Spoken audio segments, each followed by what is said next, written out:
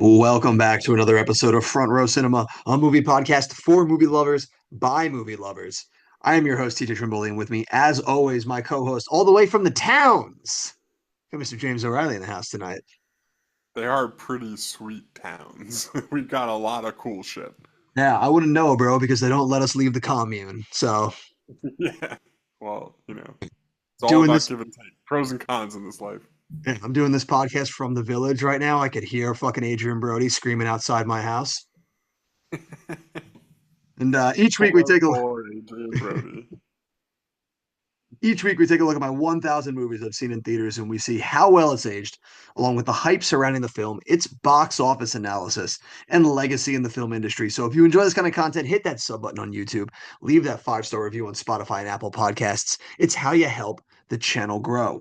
Jim, what are we watching tonight? We're watching The Village. That's right. M. Night Shyamalan's 2004 thriller, written directed by the man himself and starring Bryce Dallas Howard, Joaquin Phoenix, Adrian Brody, and William Hurt. Now, we've got the DVD cover right over here, Jim. And it says right on, it lets you know right up front, man, the number one worldwide thriller from the creator of the trio of movies that we spoke about last week. The Sixth Sense, Unbreakable, and Signs. And all eyes were to see if this was going to fall in with those three movies or join the legion of slop that he's going to put out post all of these works of art. So we're going to dive into that tonight for all you people out there. We're going to really get to the heat of the matter. Which camp does The Village fall in? Yeah, I mean, just think about how insane that marketing would have been in 2004. Just the guy who brought you The Sixth Sense and Signs and Unbreakable. I know I was sold. That sold we all were because this was a movie for all of us.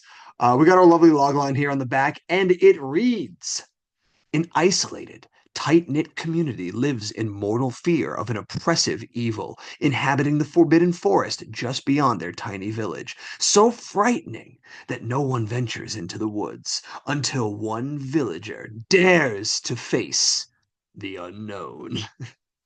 Oh my God. Man, very tense. I don't know if that really encompasses like exactly really the plot of this movie, but No, I sure. think I think that's the perfect way to do a blurb because it does encompass the movie. It Does doesn't enough. give everything away. It's Yes. like everything that blurb just said is true, you know? Yes. It gives But it just enough. doesn't totally sell the farm. Yes, it does enough to whet the appetite without really giving away too much of what the movie actually will entail. Right, Um, right. yeah. Now, this movie was seen July 30th, the 1 p.m. show. Jim, do you think you were there? I know I was there. Oh, he's not even questioning it tonight. Big Jim knows he was there. And there you were. The back of the ticket, we got Ryan, we got Big Jim, and we got Charlie. Nice. What a foursome right there for the What a village. squad. Yeah, what a squad. But yes, see this movie we did. And we had some thoughts back then. I remember hating this movie back then when we saw it. Yeah, I really hated this movie back in 2004. Yeah, I remember that when we saw this back then afterwards, we were like, dude, fuck no. Like what if how you ruin such a stacked summer right now with this nonsense? Yeah, and I don't want to give too much away, but I'm gonna point out that I did not understand the ending of that movie the first time I saw it. I would say that I probably did not pick up on a lot of what this movie was trying to say in its subtext for this, like at all in this movie. Like when you're a kid, you really take movies at face value much more than like really like getting into the nitty gritty of like what's really going on in a scene, like what they aren't saying. And that Yeah, stuff goes completely over my head at this age when we're seeing it. So movies like this, whether or not this movie holds up this time or not, is going to be a completely different matter that we'll touch on upon when we get into it. But at least for that age, I did not ingest this movie the way that I could ingest it now as an adult. yeah, and it's interesting to me to go back for what I remember, right? And that's always what we talk about at this part. I don't remember anything after when she hops over the fence and sees that truck. Like if you had asked me before I rewatched this, I would have said that was the last shot of the movie. Dude, I remember thinking that that was the end also. And then like watching it now, I was like, but that can't be the end because like that'd be such a horrible way to end a movie without like any actual ending of like if she goes back or not. Right, and that's why for like the last 20 plus years I've thought that The Village had a horrible ending because I thought that was the ending. Yeah. It just goes to show us sometimes the twists can wash away everything else because it's the only thing you can focus on and sometimes at a moment when you're watching something. Yeah, so it's just that was my one interesting memory was the whole time I was like, yeah, I can't this movie's ending is so stupid. I'm gonna be so mad when we get there. And then I mean there wasn't much after she hops the fence, but there was like a good like solid like 6, 7 minutes of like good resolution for Yeah, everything, well, you know? yeah, that's what you could say is that there's still at least a resolution to be had after that. It doesn't just have that like holy shit twist moment and then it cuts to black. There's at least a resolution still to be had. Now, whether we remember that resolution back then or not is another story, but it's there at least. Yeah, and I'm just gonna get into it now because we're kind of on the topic. We may have a new frontrunner for like the best bro of all time. So far, I would say the leader had been the Gwyneth Paltrow's mom from Shallow Hal, Oh, yeah. who just totally goes to bat for Jack Black for the rest of time. Like for the rest of her life, she holds him down at what was his weakest moment. I think our wildlife preserve guard might be in the running though. I mean, I'll say, dude, he went from, just like this being a day job to I'm going to steal like really important medicine out of this freaking yeah. I mean, this was probably the easiest gig he's ever had. He just drives around in a circle and makes sure nobody's around, right?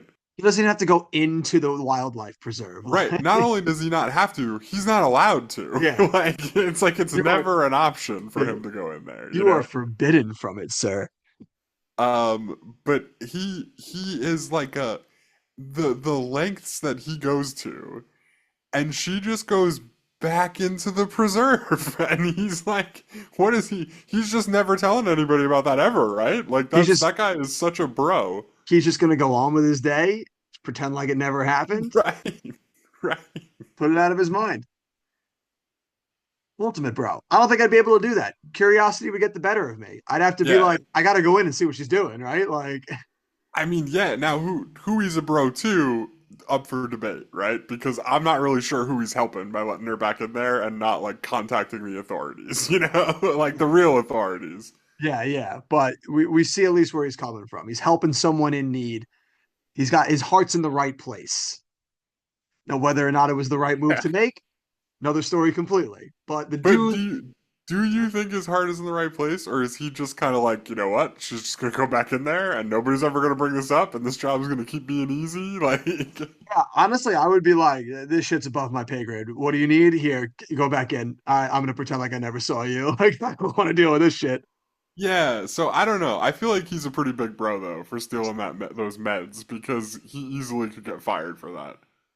Yeah, And if he got caught, it would have blew the whole thing up. You know what I mean? Like once two people know that there's a girl coming out of the woods, like it's probably a thing, you know? like someone's gonna come doing some investigating after that point. So, Yeah. but yeah, definitely ultimate bro. If he's not taking the number one spot, he's in the top three. We got two heavy hitters right there now, Yeah. You know what? I all think the time mom from bros. Shallow House still wins. She's still got to take it because like that's like insane. Like you went to bat for this dude who like literally like belittled and like your own daughter, and you were like, nah, we're gonna give him the benefit of the doubt. Right, exactly. Like that's an She's all, still in the top spot, yeah, but I was questioning it in the end of the village. I was like, that's an all man, timer. But this guy's yeah, holding it down. but no, that guy definitely deserving of some noms and to be put in contention. So we'll slot him in the number two spot right now. But we're rounding out a sick top three right now for top bros. Yeah, it'll be interesting to see which other ones we come across because I'm sure somebody will beat the mom from Shallow Hal. I just don't know who it is yet. Eventually, but that we'll get there sooner or later. Someone's got to outbro the mom from Shallow Hal, so we'll see them eventually. But for right now, let's continue along with some excellent M. Night Shyamalan. He's been a heavy hitter so far, and we've seen some pretty solid box office returns from his movies. So I'm very interested to see if The Village continues that theme, or if this starts to see where we crater the M. Night Shyamalan epic. So let's dive into those juicy box office numbers, Jim. numbers, dates, numbers, numbers, dates, array, dates, numbers. Show me the money. All right.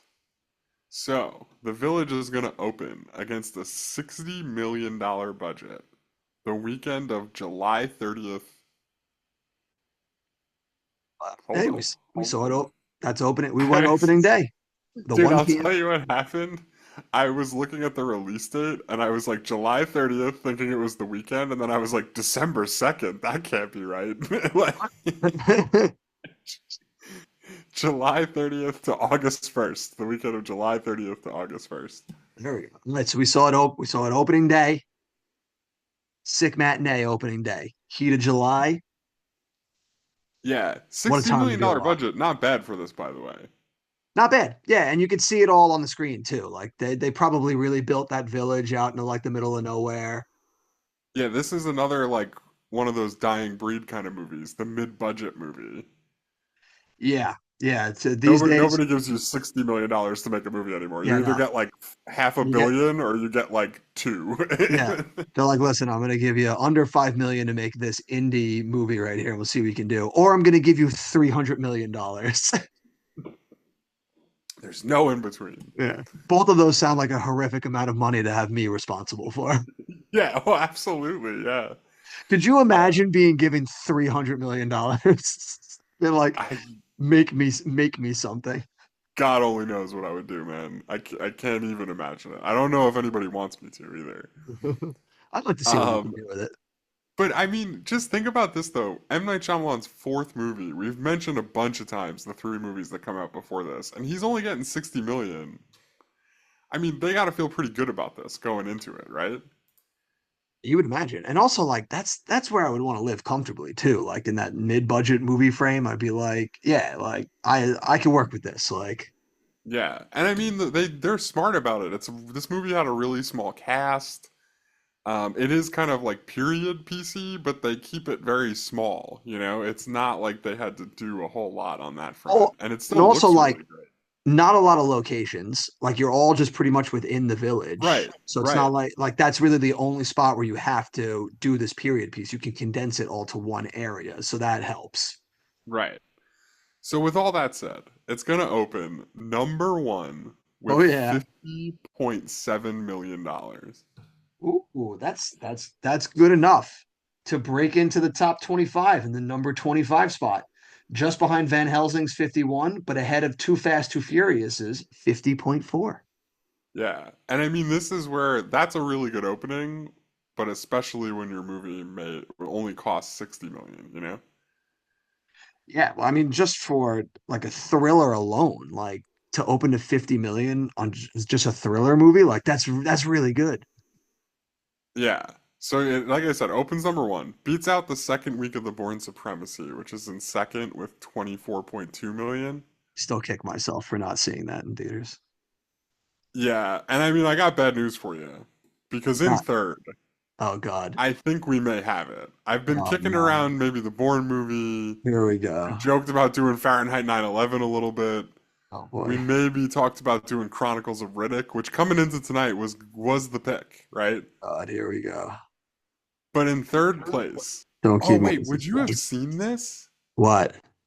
Okay, so third place, Is it? opening weekend of The Manchurian Candidate. Oh, no, I did not see this in theaters, Jim. Okay, so The Manchurian Candidate is 100% going to be my pick for the Oh, next movie. my Jim, the weight off my shoulders right now, like doomsday prepping myself over the last week to have to watch either Sleepover or a Cinderella story. And Yeah, oh, and that's here right. comes talk about a real Cinderella story. Manchurian Candidate comes at a dark horse. Yeah. I mean, Sleepover would have been cool. I forgot about that, honestly, which shows Oh you how God. interested I really was in watching Sleepover. Never been happier But for your low attention span. yeah, Manchurian Candidate feels like such a bomb 2004 movie, and it's got Denzel Washington, if I remember correctly. That it does. It would be like seeing the Pelican Brief here and not picking that. You know what I mean? It's like it has to happen. No, I'm very glad you're picking that because I think I only watched this movie once and it was in government class. So, What? The things they get away with in public schools, man. Yeah. What on earth were you doing watching this movie in government Well, class? all right, children. Now we're gonna learn about propaganda and psyops. Like, we're Yeah, gonna and you'll watch. never believe it. You can brainwash people to kill other people. Now you see this Wouldn't it kind of be stuff in crazy if government. somebody did that to a government? Yeah. Now you see this all the time. Here's Man, a very informative Denzel Washington movie about it. great times, great times. That's insane that they watched that with you. It wouldn't be so bad if it was like in math and you had just finished your big test for the year and they're like, all right, we got a couple of days. Let's watch some cool movies. How we were Just like, something about it being in government class makes it so you ridiculous. need to see how quickly it could all fall apart, children. Yeah, absolutely. All you need to do is brainwash Denzel Washington and the whole world could fall apart. Oh man. So yeah, I'm very Um, happy that you picked that. yeah, so that's my pick. Yeah, we're gonna be doing Beautiful. that next. It's next episode, right? Next week. Beautiful. Yeah, it's this is your pick now after this, my friend. So we're doing that next. All right, sounds good. Lock it in. Beautiful. It's on So the board. just a couple other ones. We're not gonna do iRobot now either. That in its third week is down here in fourth place with 10.4 million. And this is also weekend five for Spider-Man 2, which is still hanging around in the top five. Summer. All that playing So in yeah, cinemas I at mean, there's once. there's a lot out right now. The Village is opening number one against the opening weekend of a Denzel Washington movie. It's beating I mean, Spider-Man 2's been in theaters for a while, Yeah. but it's So it's beating the second week of Born. It's beating the top third five. week of a Will Smith movie. Yeah, that top five alone, that all could be in theaters together is Yeah, it's top it's pretty that's top insane. Yeah, notch. so That's The top notch. Village, The Born Supremacy, The Manchurian Candidate, iRobot, and Spider-Man 2. We were eating good. We didn't realize. Before we leave this week, I got one more thing here, and I'm pretty Okay. sure I'm going to call the episode after my pick. Oh God. All right. Here we go. Other notable opening down here well, Or actually, maybe I shouldn't say. already in contention. Is we saw Harold and Kumar go to White Castle. I'm pretty sure of that. Not in theaters. We didn't. What? No way. Yeah, no, we didn't watch that. I think the first time we watched that was at my house, like right after when it came out, because I think that was one of the few movies that we just were not able to sneak into Huh. for whatever Interesting. reason. But yeah, we did All not right. go Well, in see. that case, other notable opening, Harold and Kumar was down here in seventh with Nice, 5.2 million. nice. Yeah, Going I into want to weekend say I two. think Team America is where we really perfected the sneaking into the R-rated movie. Yeah, that sounds about right. It's a couple years till that. No, a couple Uh, of months, guy.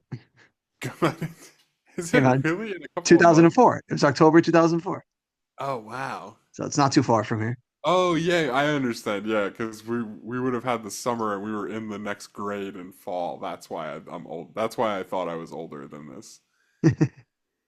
Anyway, going into weekend two of the Village, it's gonna drop down to second place, 67.5% drop. Maybe speaking to what I think you'll probably get into in a little while, which was the critical reception of this movie. I remember not being so good. Dude, 67's got to be like one of the biggest second week drops we've seen so far. It That's an loses all-time out hit. that week to a movie that I am hoping and praying that you saw in theaters. Oh boy, Jim, I think you might be Because getting it. is it the Tom Cruise vehicle, Oh Collateral? no, Jim, I'm sorry, I did not see Collateral in theaters. Dude, what is the next movie? Because I might have to pick Collateral instead of the Manchurian Candidate. How can Well, we not do? the next movie is in August, so you might see it, but if we keep riding Okay. this, but All right. So it ain't let's Collateral. man, what there's so You know, many contenders it jumping is. into the ring here in the last week. You're right. It is insane though. That like I think Collateral and The Born Supremacy are the two movies from this summer that I like look back on and I'm like, how did we not go see those? Yeah, like what were you thinking? Like, Because yeah, I'm pretty sure I saw where both of those movies. you didn't see them with me. I Probably must with have your saw them dad. with my dad, yeah. All right, so then weekend three of The Village, it's gonna drop another 56.5% down Oh, to sixth place with 7.2 million. oh, it's not hanging around long. Dear God. Is the next episode Alien versus Predator? It is. I'm sorry, Jim. God damn it. You could have saw Born. You could have saw Collateral, but you couldn't miss Alien versus Predator, right? Jim, That was a must see. I can Yeah. never miss a Paul W.S. Anderson film. Yeah. Okay.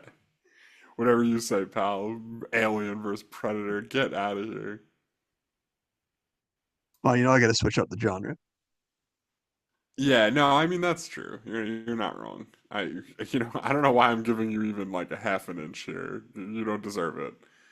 Um, Keep so you on your toes. let's just ride the village out of the top 10. Weekend four, it's gonna be down in Ow. ninth place Oh, with 3.7 million. I was fully Once expecting you to be again, like, it's gone. these last 2 weeks, another movie just absolutely decimated by the Athens Olympics. Yeah. The Athens Olympics are keeping people at home watching the Athens Olympics. Bastards. And finally in weekend five, the village is going to drop all the way down to 15th place with Man, 1.9 million. that thing sunk like we put concrete around its legs and dropped it in the ocean. Yeah, dude, I mean, third week of the Athens Olympics, it's got no chance. That's Like, true. Yeah, I don't know. Yeah, you just can't compete with that. It's just not going to happen. I'm pretty sure that's when they do track and field, dude. Everybody watches that. It's true, man. I'm not missing a cycling event. So 4 weeks, the top 10. It's going to join some other notable movies like the Texas Chainsaw Massacre, The Day After Tomorrow, last week's Anchorman, and poor Terminal. Yeah. It's wild to think that this movie did so much better than Terminal. Yeah, it's confounding for sure. All right, and then just some totals. Okay. Domestic, it's going to finish with 114.2 million. So it's still blockbuster status. Blockbuster status, yeah, and I mean they almost double their budget domestically. International, that international business been picking up the last like 5 or 6 episodes. International 142.5 million, which for a movie like Find this feels nuts. That's what I'm saying. I was just gonna say I find 142 international for a movie that is about basically like old like US living blows my mind. Like 142.5 million. yeah, That's pretty nuts. it's absolutely insane, especially when we've seen so many other movies that like have such a notable like foundation in Americana and that don't do well international. Then you have something like this, which is, but I guess like the thriller nature of it probably helped drive people to it because most people are like, I don't really give a shit so much about the Americana, but I'm there for like oh, there's an evil hunting a town type deal. I'll tell you what it is. At least part of what I think it Okay, hit me is with I it. think that internationally, you'd probably see a lot less nuance about a director like M. Night Shyamalan, who's made three really great movies. In America, I feel like you could get people who are very like, critical, and I'm sure we'll find some in our 1-star reviews, right? And like who like hate it just to hate it. And I think kind of what you see about the box office internationally over the like, I don't know, like decade or so following 2004 is that like none of that shit matters. Like they're just like, dude, M. Night Shyamalan's making a movie, I'm in. You know what I mean? Like I've heard of that Yeah. guy. He's like a big famous American director and he makes great movies. Like I'm Yeah. totally So gonna see you that. think the director appeal was a driving factor? Yeah, I think so. And I mean, I think it is for the domestic too, but I think his name carries a lot of weight back then, I guess is what I'm saying.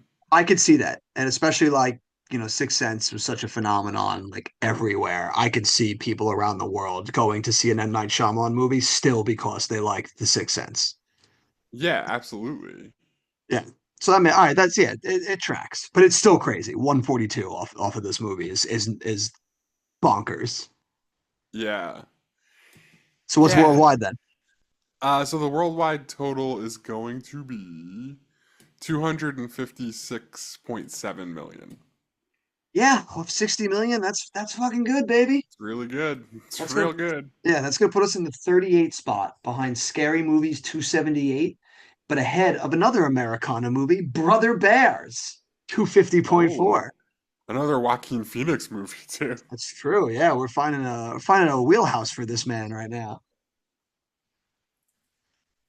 My God, good for you. Yeah, no, that's a solid win there. Despite, and it's always nice when you can see a movie like this that is almost critic proof to a sense that it still is successful despite its word of mouth.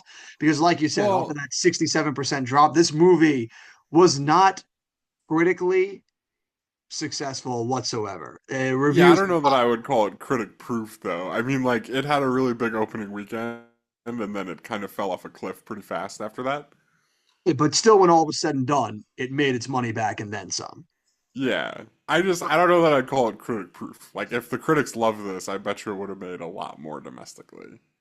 Because Maybe. 114 domestic is blockbuster status, but we've seen a lot of movies do way better than that.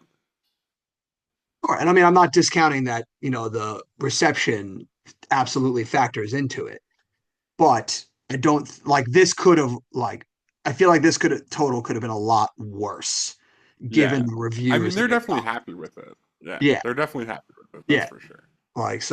So they squeaked by there. So, They but got all that money before the word got out. that's true. Yeah, yeah. They got it in pretty quickly. They were like, we needed that 50 million opening weekend or we were fucked. Yeah. Because reception wise, Jim, we got some interesting numbers here. We got 43% from the critics, which honestly seems a little high. I remember them like reviling this movie back then. Audience review not much better is at 57. 7.1 from IMDb. But Jim, Oh boy. The cinema score. I want to say this is the lowest one we've seen so far, and you can correct me if Are they I'm gonna wrong. get a C? C cinema score. Oh my God. I didn't even know they made those. Yeah.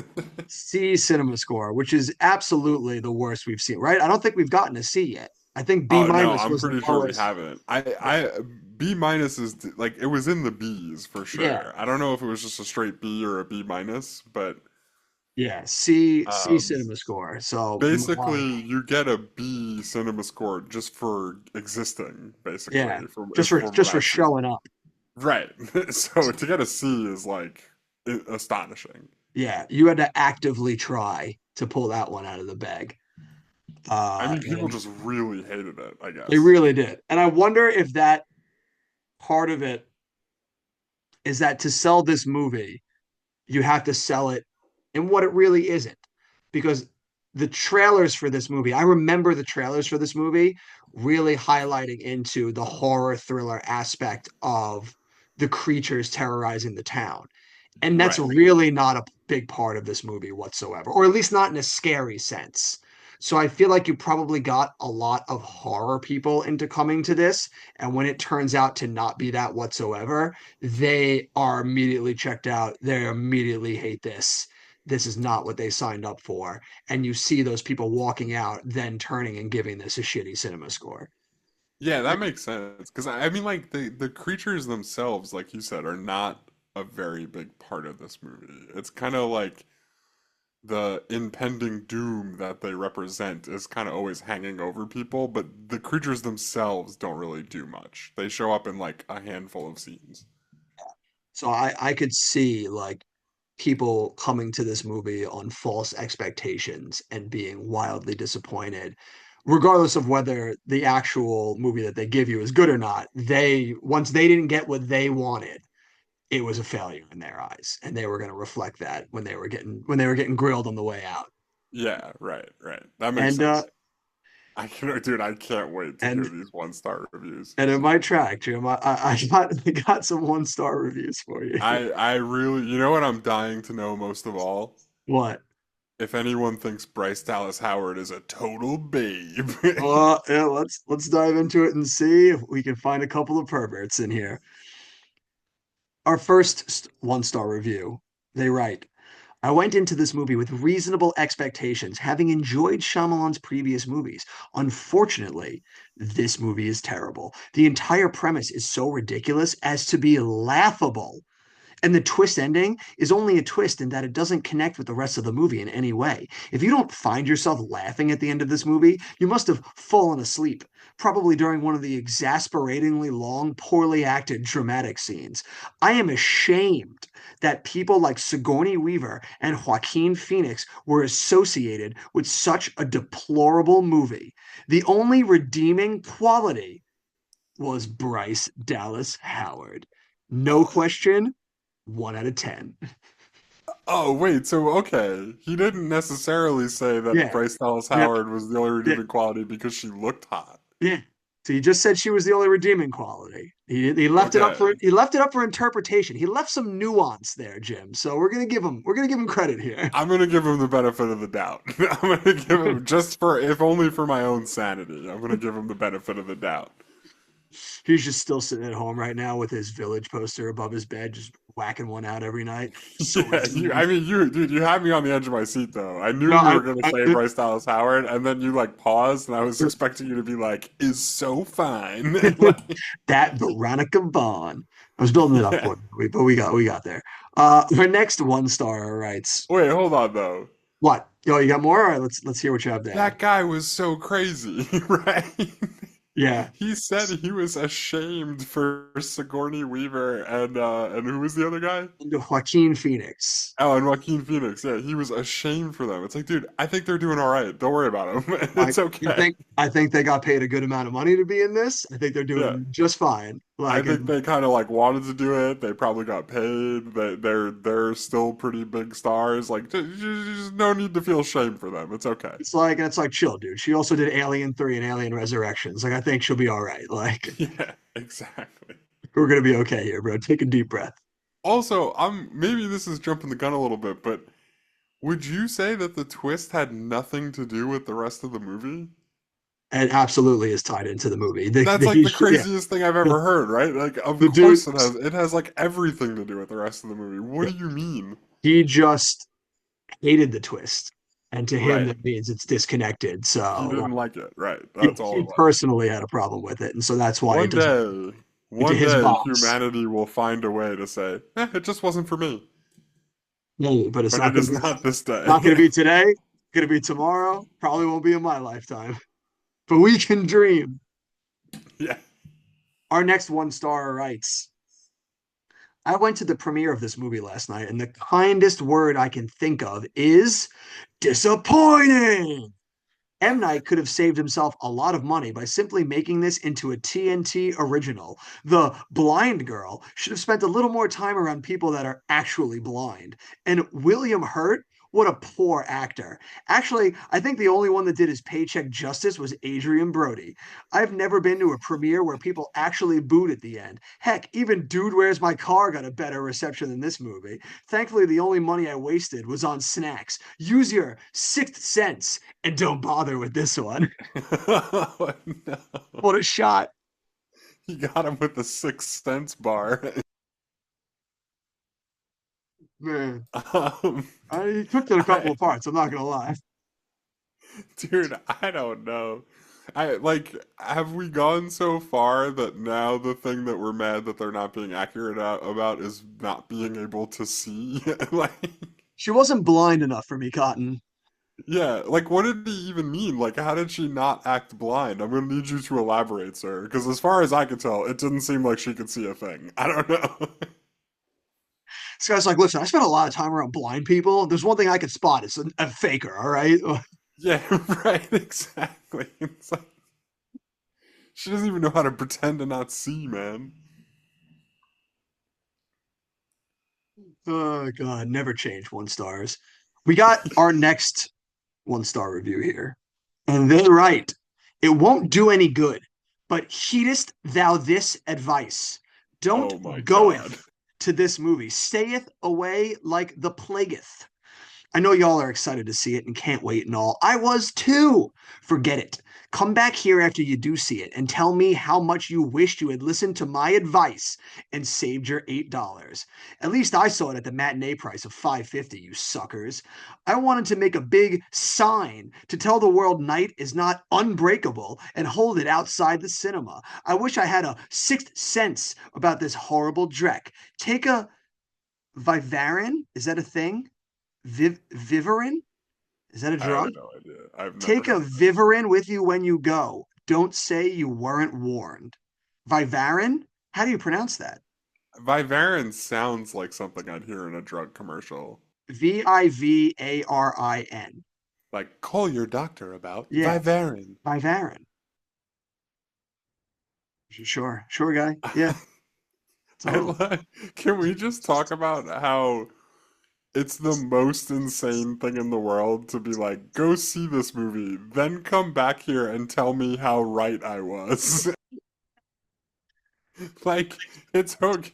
Just the absolute like begging for validation is so funny to me.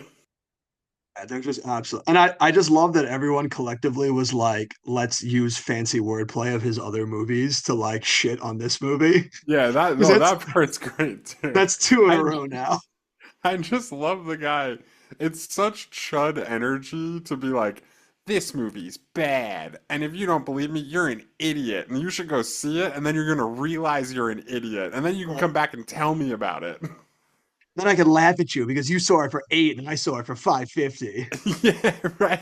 Just God, that guy sounds insufferable. Well, I got one last insufferable 1 star for you, Jim. And Brian Seattle writes, this movie sucks so bad, it's undescribable. Fucking idiot. It beat it. That's maybe the dumbest sentence ever written. It's undescribable. God It damn it. sucks so bad, I can't even describe it, bro. I can't even use the correct way to describe indescribable. It's undescribable. I can't describe it. It's so good. He continues. It cheated, first of all, with the trailer, making this movie out to be a scary thriller, as usual with the signs in Unbreakable. Horror fans continually get cheated by Night after the success of The Sixth Sense. This movie sucks so bad, it should have been a TV movie. Night's twists, since his first movie, seem to be lame attempts to recapture his glory. He will never be as good as The Sixth Sense again. Do not waste your money to watch it in a movie theater. I, Brian, officially ban M. Night Shyamalan's films. I will wait until they are shown free on TV. This is the last time I will let him cheat me. Oh my God, Brian is making a stand, bro. Brian has had enough. Brian and his shitty grammar be damned. Yeah, cue Twisted Sister. He's not gonna take it. I, does he mean like he just means he's not gonna go see it, right? He's like boycotting it. He doesn't mean like to say I, Brian, ban M. Night Shyamalan's movie. Like we're all just supposed to be like, oh well, Brian said it. I guess I can't go see him anymore. His next movie comes out, someone comes into my theater to see it. I'm like, listen, sorry, Brian from Seattle banned it. I Yeah, can't show this. Brian. I don't know if you've been on IMDb, but Brian said it's a no-go. Yeah. So I don't know if you've noticed this guy, but these movies have been banned since 2004. Right? So what you're doing is illegal. Yeah, why do you think M. Night Shyamalan only does streaming releases now? Oh my god, it's so good. And then Jim, we're gonna turn it over to our 10 star reviews. And now it was a few episodes ago that I brushed on this with you that I don't remember quite what movie it was, but it was troubling to find 10 star reviews because so many of them were very long-winded paragraphs that I Yeah, I think it was immediately tuned the out from. one-star reviews on King Arthur was where you said there was a lot of It's like possible. people writing paragraphs upon paragraphs about Yeah, how that's not their King Arthur. yes. And I also remember that you told me that if we find a good one, that's going to be the one review that we're going to go with. Oh my God, I'm And so happy. I got one here, Jim. I got one for the 10 star here. Uh, has to be one of the most insane essays I've ever read in my life. And I'm going to read the whole thing because it needs to be read. Uh, Okay, strap I'll yourself, keep my mic off for as long as yeah, possible. strap yourself in, have one of your Fantas because I'm about to take you on a fucking ride. Oh boy. Yeah. Jeff writes in his 10 star review, Innocence and Hope is what the villagers in the small utopian community put all their stock in. The goal of its founders is to engender a community of interdependence and purity in a world inundated with greed, crime, and injustice. The elders achieve their goal by injecting fear, parentheses, terrorism, and personal safety into the hearts and minds of young village citizens by inventing mysterious creatures, aka Al Qaeda, and then empowering this enigma with a set of strict rules, aka the Patriot Act, that all must abide by. This fear occupies their provincial minds so that they are unable to look past their highly protected, governed border and into the massed reality. This fear causes blindness and ignorance, confidential government, which over period has a byproduct of innocence. The fear is perpetrated by acts of violence, i.e., terrorist alert levels and threats, to remind the citizens of evil, which unsettles their safety and builds fear, which in turn leads to dependency on governing leaders, aka George Walker Bush. Consequences and repercussions, parentheses, war on Iraq, are immediate when the community regulations, parentheses, safety of the innocent, are violated in order to build fear. In this case, the violators and peacekeepers are members of the same unified community. Therefore, the response comes in the form of non-violent, ambiguous warnings to increase their fears, opposite the divided world we live in. The leaders in this case are also the ones who perpetuate the fear, which in turn helps to maintain the young's innocence. The leaders are the only ones cognizant of reality, which in turn leads them to be fabricators of the massed reality, weapons of mass destruction, that they place over younger citizens' eyes. The governing body channels all of the citizens' hatred at these mysterious creatures, causing them to unify as collective body to protect themselves, and unknowingly their innocence and hope. In order for unanimous unification, there must only be one enemy, Iraq. Enemies within the unified community cannot exist. Eventually, the village's innocence is threatened within the inescapable human nature. Jealousy, crime, and impurity manifest themselves within the village borders. Human beings' proclivity to sin since the fall of man has produced every type of evil that exists. The catalyst for this evil is another inescapable human characteristic, their ability to love. Theories of dichotomy claim that Dude, oh my god. I'm sorry, that was amazing. theories of dichotomy claim that in order to fully know something, you must also know its polar opposite. Naturally, if one claims to love, they also claim to hate. If love exists, hate exists. If hate exists, evil exists. Evil was manifested in the form of jealousy, capitalism, and democracy that caused a violent act of injustice, suicide plans. Well, oh my god, dude, I don't even think this guy knows what he's talking about anymore. The audience is given the reality through horrifying stories of the elders, which prompted them to create a protective, innocent community. In the outside, the fear has many faces, and it is propagated not only by the governed, but also by the media. The 2 pages of newspaper shown in the corrupt world contained 5 stories, all of them dealing with crime. People are forced to live in fear because it surrounds them, and this fear affects every single move they make. Therefore, the sick cycle of fear as a protector and inhibitor continues. Juxtaposition also occurs in the environments. The village is self sufficient, utopian, pure, protected, self governing, and selfless, whereas the world outside its boundaries is war torn, crime infested, self serving, and filled with greedy capitalists. Parentheses, Trump. This was written in 2004. Whoa! This was written in 2004, mind you. Holy shit. Is this guy ahead of his time? Holy Question shit, mark. holy shit, holy shit. The only Dude, yeah, this I want to say like how much is left? Is there like how much is left? How far into this are you? I have 3 more paragraphs. Oh my God. All right. I'm sorry. Keep going. It's all right. I needed to take a sip of water anyway because this is Yeah, a meaty you're like Cory Booker out here, man. yeah You're doing like a fucking filibuster. this is a meaty document right now. He continues. The only common denominator is that they both thrive on fear. The biggest separation between the two is how they use that fear in balancing the love versus hate continuum. In the village, love outweighs hate. In the world, outside the village's boundaries, hate overwhelms love. The second factor that threatens the village's innocence is man's mortality. Man's mortality causes the fear that breeds all other fears, the fear of death. Man's mortality also plays a role in preserving their goals when they are no longer around. Eventually, it would be time for the next generation to lead the following generations. In order for them to take control, they must lose their innocence and fill that void with hope. A hope that what they are doing is justifiable to those they protect with their decisions and regulations. Fear resides in every character of the film.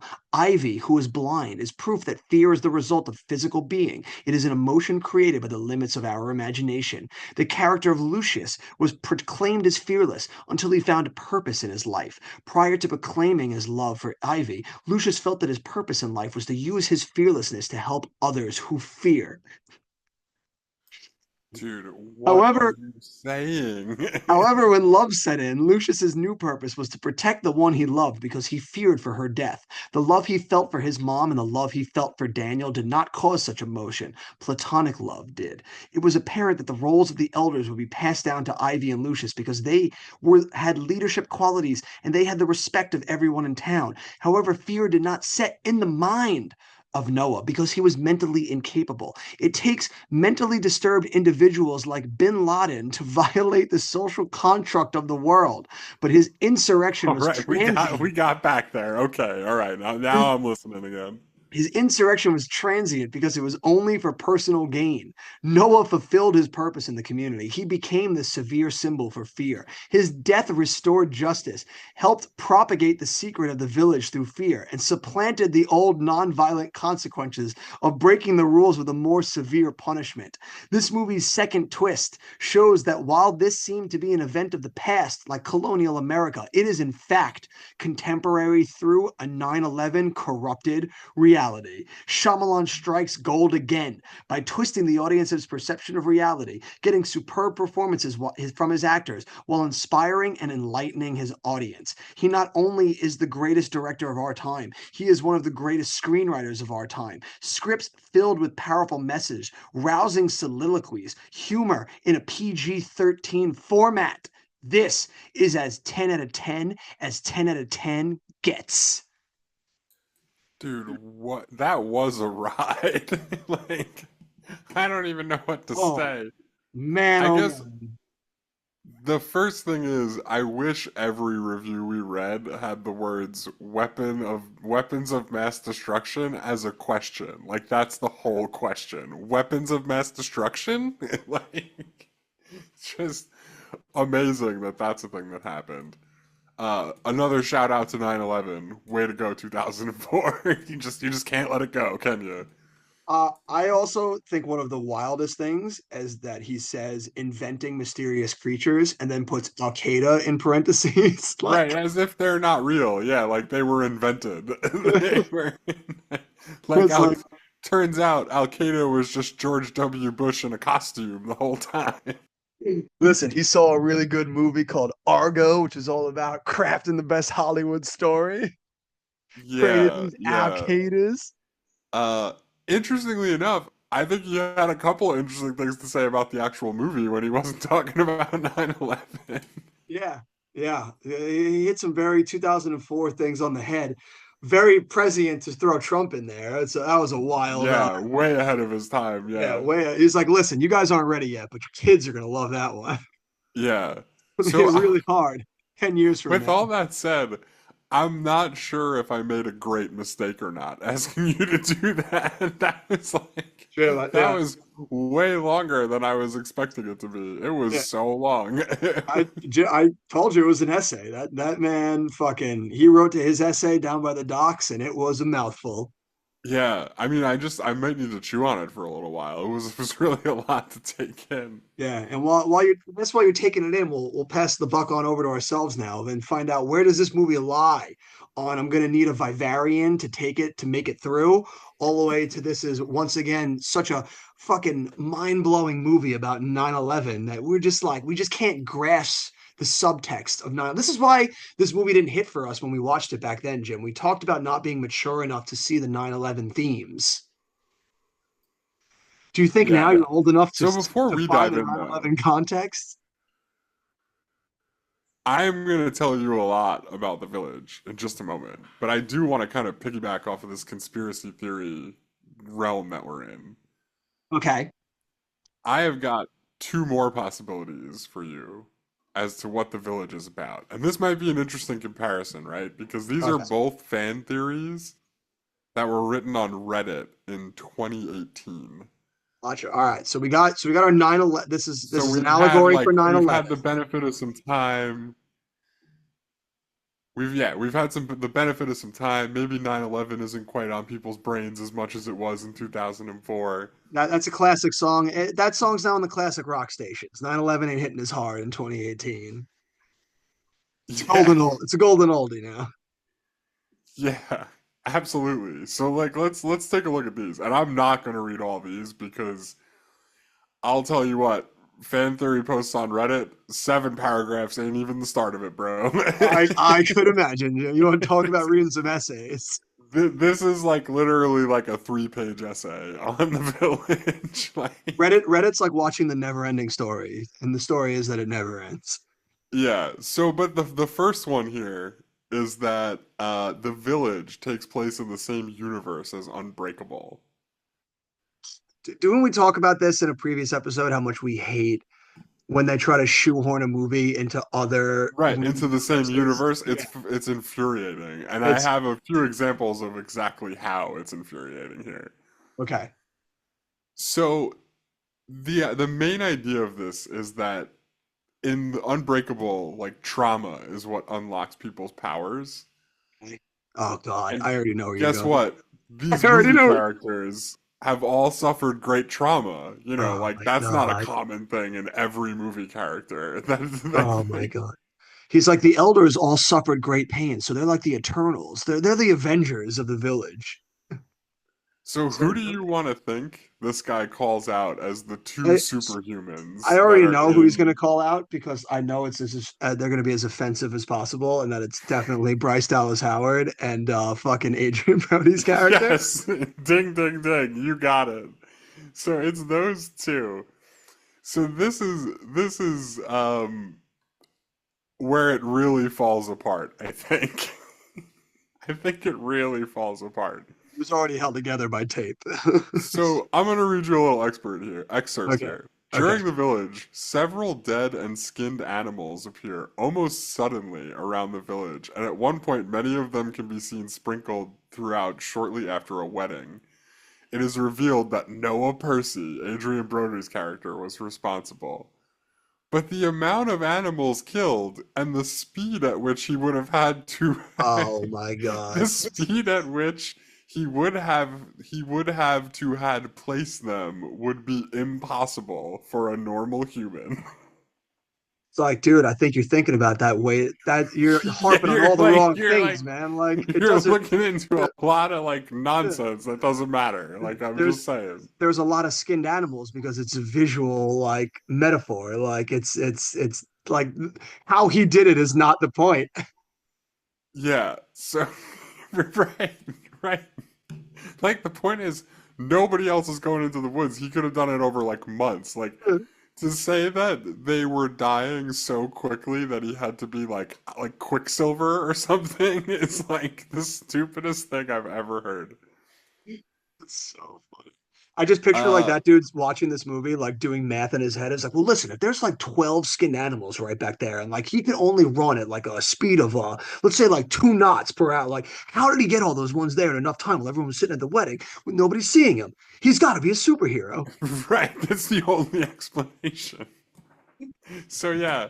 So insane. That's His absolutely thing insane. is he basically thinks that guy like taps into like some kind of animalistic thing, like the Oh beast, I my guess, God. from From Split Split. and Glass. Absurd. That one's going at the bottom of my fan theory list. That's not beating 9/11.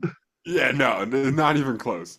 It also says that like Ivy is basically like Daredevil. Like she like I mean, I don't think he says Daredevil, but that's basically what I'm reading here. Like she can Oh like my see God. people's colors I mean, and like she did fucking like hook Noah, like hook, line, and sinker into falling into that pit, man.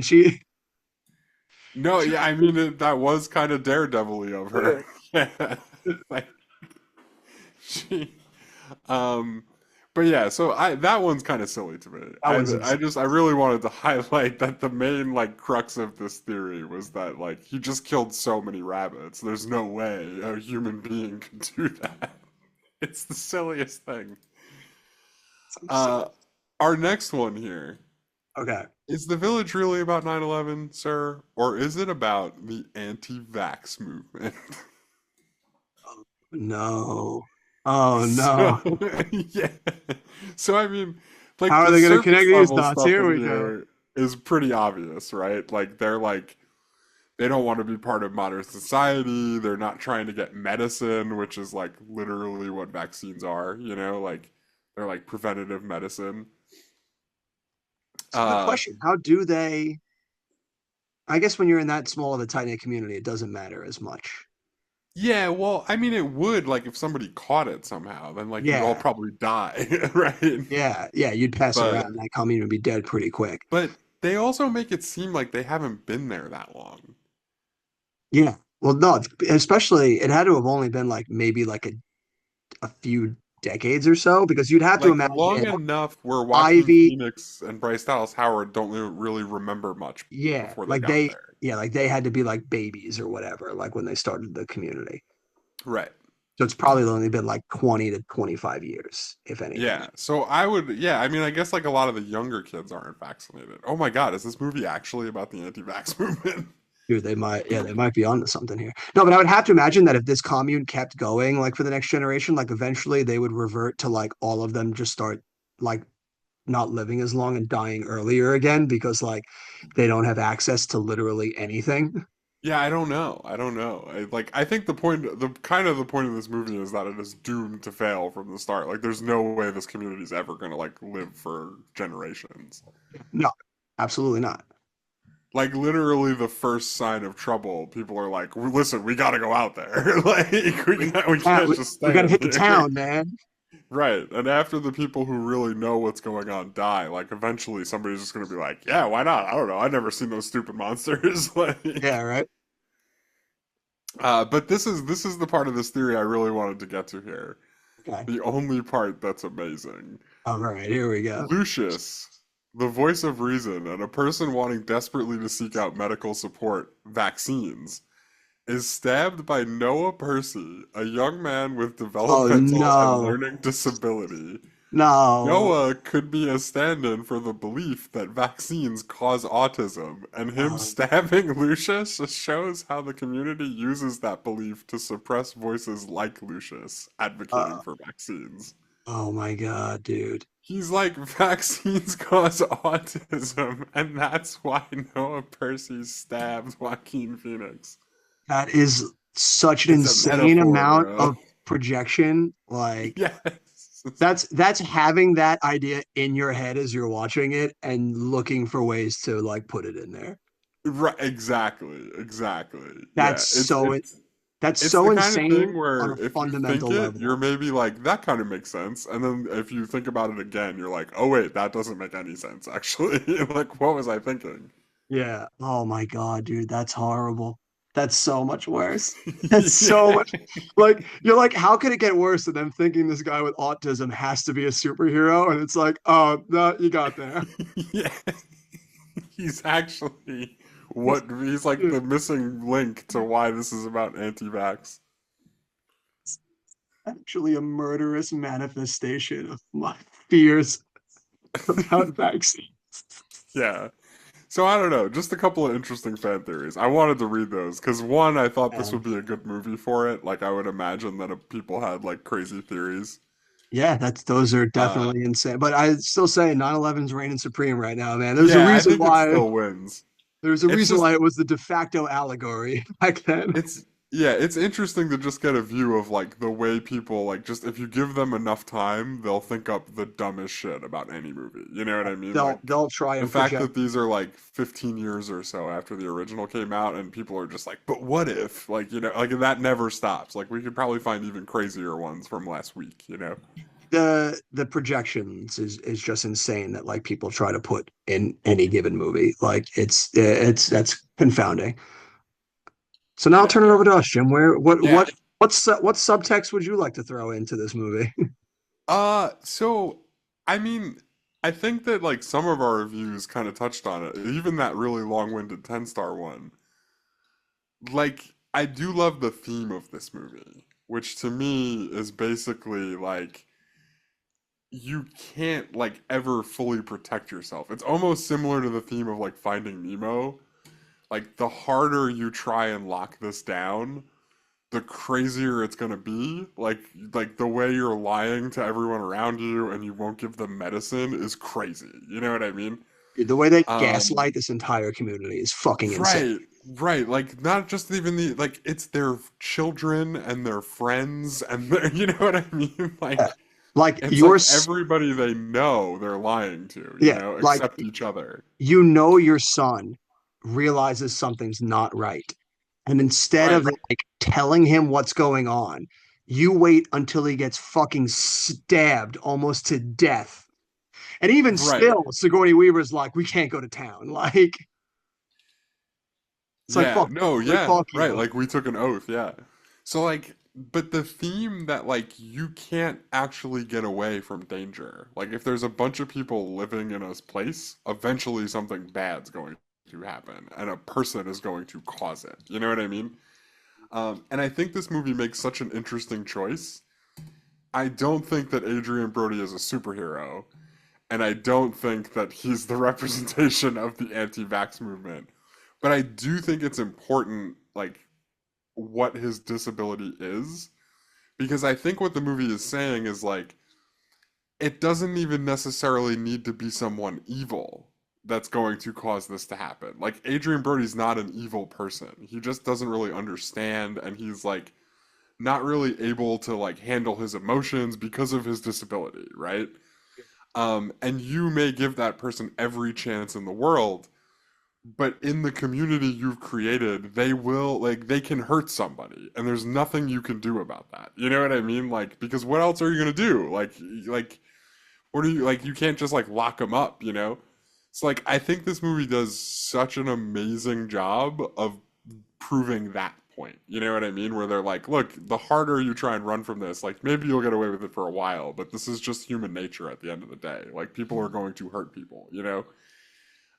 And think about all the things you're sacrificing to get away from something that is inescapable. Like that's such a cool thread that exists in this whole movie. I don't know. What do you think? No, I completely agree with you. I said this to Heather when we finished watching the movie because she was like, I'm very curious to listen to this episode because she was like, she hated it. She hated every second of this movie. And she was like, I'm very interested to see what Jim's going to think of this movie. And I was like, $10. Jim is going to love the same thing that I love about this movie. And you said it immediately, which is, I Yeah. love the theme of this movie. Same Yeah, thing. it's amazing. It's like Yeah. about something, you know? Like it's about something that makes it offensive to me when people say it's about the anti-vax community because it's like it's not about that. It's That's not not what like, it's it's about. not about that at all. It's about just like the way we sometimes get so lost up in grief and terrible things that happen in life that we retreat inward and shelter ourselves from the world. And it's that notion that no matter how far you run to escape from evil and bad things that happen in the world, they're never going to quite go away. Like that's it's a part of life. And Right. sheltering yourself and cutting yourself off from it is not only going to hurt yourself in the end, but it's going to hurt people around you as well.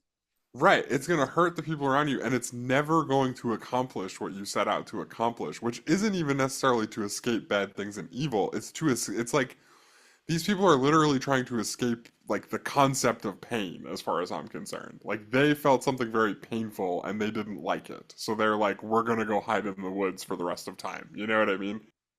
It also is like one of the most insane plays ever. Like you just have this dude who's got like a fuck ton of money, who is like, I bought a nature preserve and I hired and staffed this whole group of people that whose sole job is to just like maintain the outside of it so that nobody can go in or out.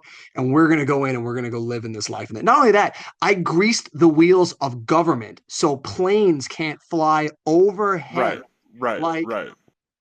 that is so fucking insane.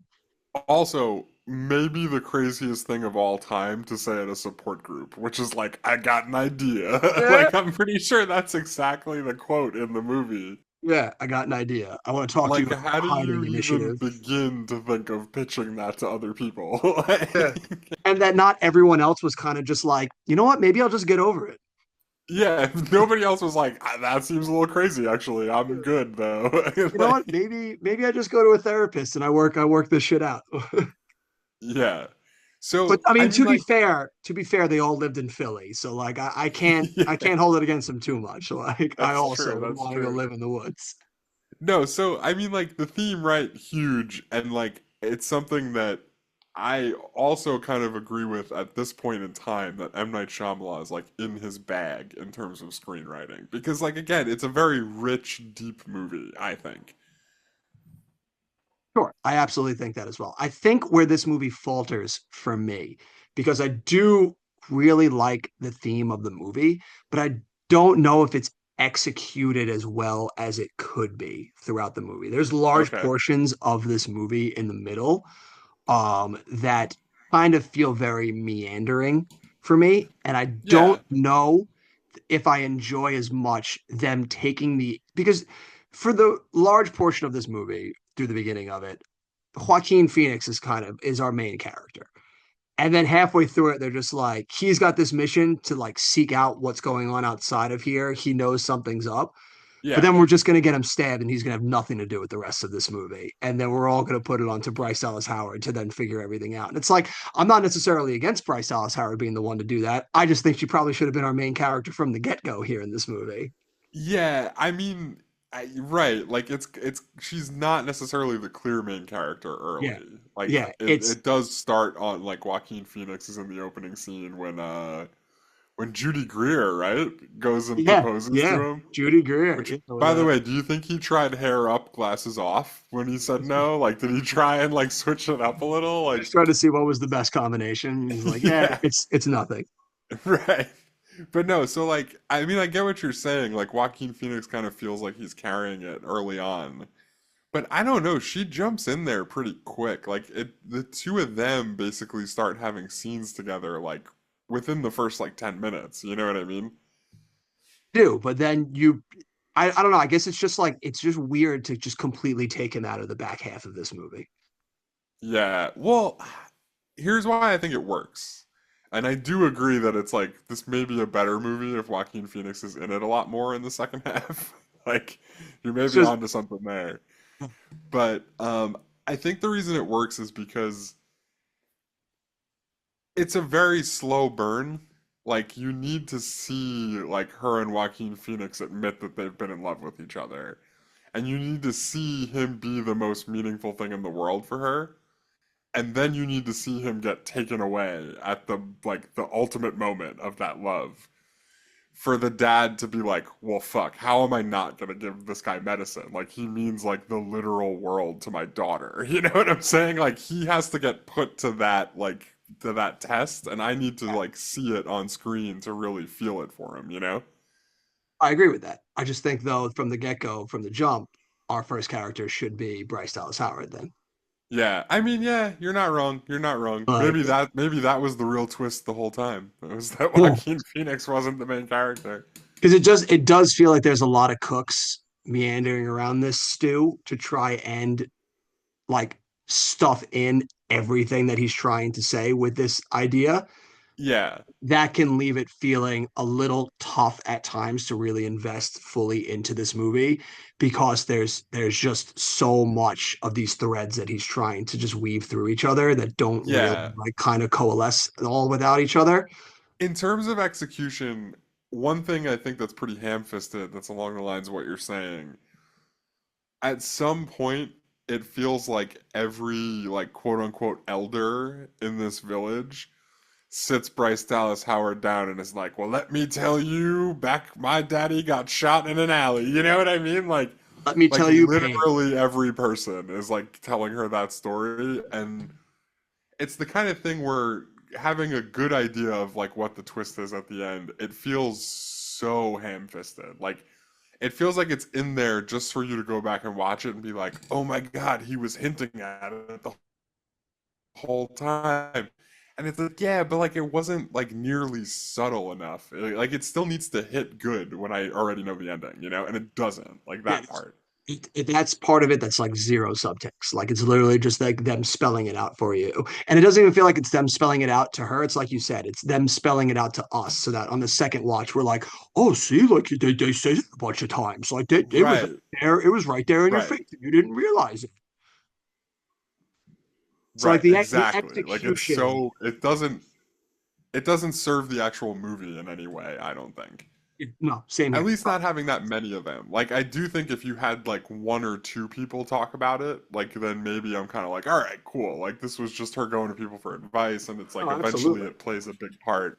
I think the one when she sits with the one elder and they're talking about like how happy like Judy Greer looks and everything, and they start talking about like sisters, and she brings up like how hers like got killed. Like that felt organic to them Right. just like talking about life, and like that worked. Right. And So it many of and the it other fit ones. because she was looking for advice about her sister. You know what I mean? It fit like the conflict that was going on in the movie. It made sense, you know? But then it felt like he had to be like, well, I gotta give every single one of them one of those stories. So like, how do I shoehorn all those in? And it's like, Right. uh, And it's just for me to be like, wow, a lot of people are telling that kind of story. Like, huh? Like it's so bad.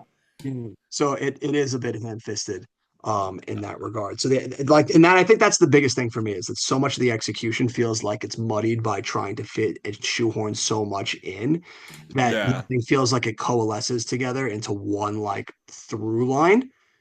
So Yeah, I it mean, just it I get what you're saying too. Like the stuff with Joaquin Phoenix switching is like very jarring. But like I don't know. I feel like it's such a cool way to end that little story that's going on between the three of them.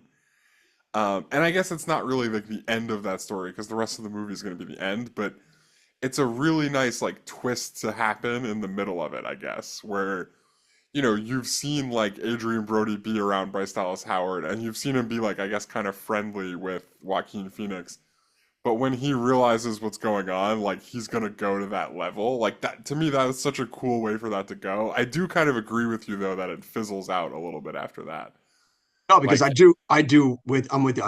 I really like the way, especially Shyamalan shoots that scene where Adrian Brody like confronts him and like you don't like quite realize it at first, like when right. Joaquin You turns just see the around. camera like creep up to Yes, Joaquin Phoenix, and then you realize that it's from Adrian Brody's perspective, and it's because he was there waiting to stick a knife in him. Like, so nice. cool. Yeah, yeah. So like that, I really like the way they executed that scene and everything. I Uh, think as I'm talking about it though, I think I'm realizing that like I really do think that should have been the end of a really good drama movie about like that actually took place in the 1800s. You know what I'm saying? yeah, yeah. Again, because yeah, it feels like he's juggling way too much in there, and by having to build towards this like weird twist that it's like, oh, this is actually all just taking place in present day.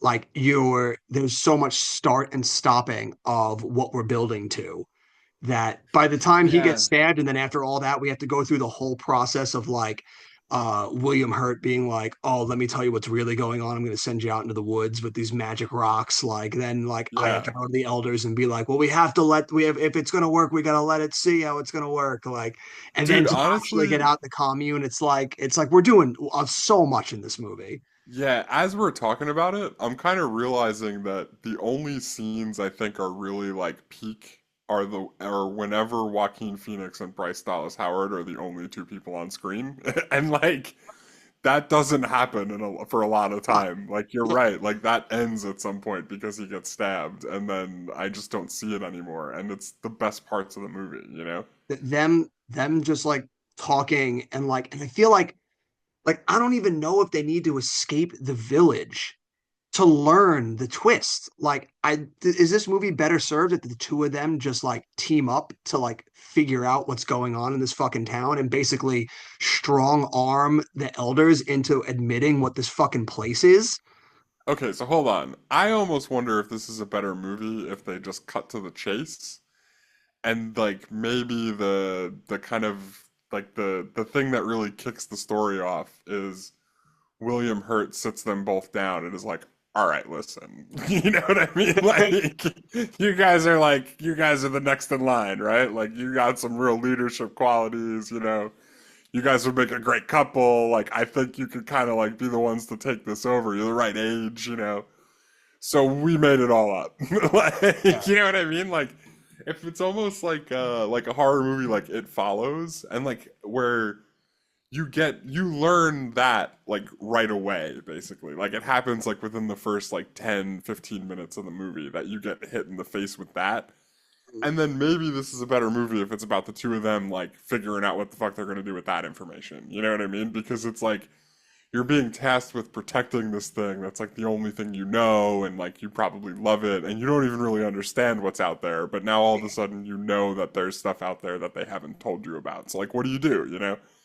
This movie, if we made it in the 90s, would be a comedy where what you said just happens. In the opening, they sit the two of them down, explain this to them. They Right. reject it, leave to go live in the real world, quickly go through a series of shenanigans in the real world where they realize how awful it is, and they come back to take their rightful place in the village as the elders Yeah, of the something next like that. Sure. generation. You get it though. You get it. Basically, it's coming to America, but at the end, instead of staying in America, they go back to the village.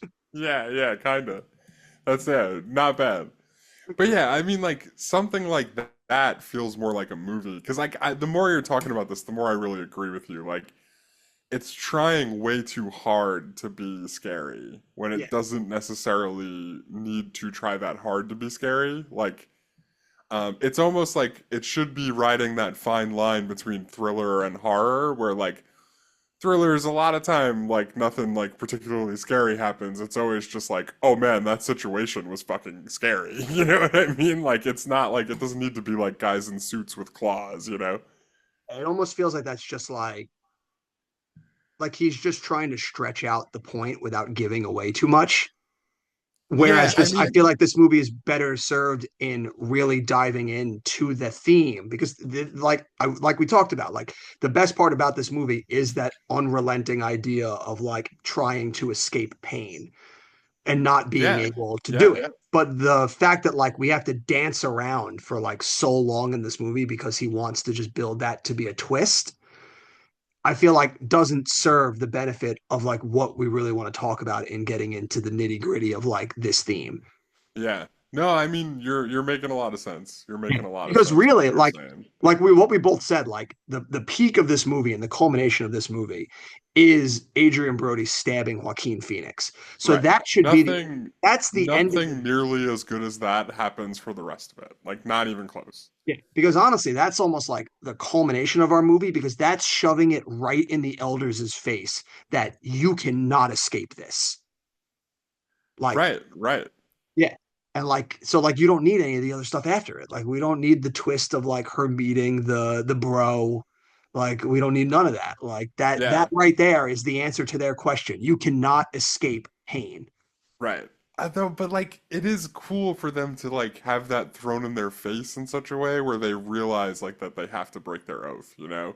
Yeah. Because like all of a sudden the like it's not just that you can't escape pain, but like the same consequences are hitting you, you know? Like your whole thing is put at risk because this guy you had kind of made like the heir apparent in your head Yeah. all of a sudden could die like in the next couple of days if you don't go get a medicine that is readily available. Right. You know, like But then yeah, so I think it might just be a, a big huge thing of we got too many main characters.